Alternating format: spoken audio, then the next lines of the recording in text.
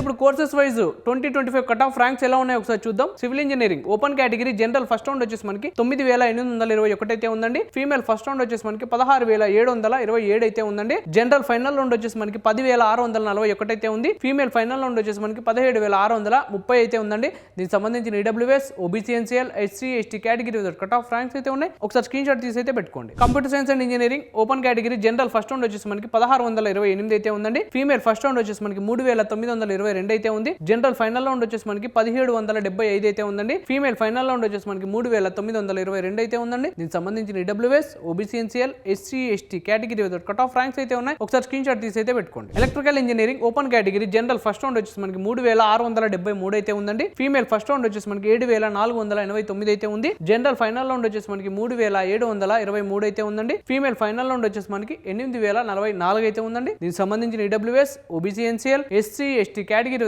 Cut off ranks అయితే ఉన్నాయి. ఒకసారి స్క్రీన్ షాట్ తీసి అయితే పెట్టుకోండి. Engineering physics open category general first round వచ్చేసి మనకి 6736 అయితే ఉందండి. ఫీమేల్ ఫస్ట్ రౌండ్ వచ్చేసి మనకి 16482 అయితే ఉందండి. జనరల్ ఫైనల్ రౌండ్ వచ్చేసి మనకి 8299 అయితే ఉంది. ఫీమేల్ ఫైనల్ రౌండ్ వచ్చేసి మనకి 16848 అయితే ఉందండి. దీనికి సంబంధించిన EWS, OBC NCL, SC, ST category cut off ranks అయితే ఉన్నాయి. ఒకసారి స్క్రీన్ షాట్ తీసి అయితే పెట్టుకోండి.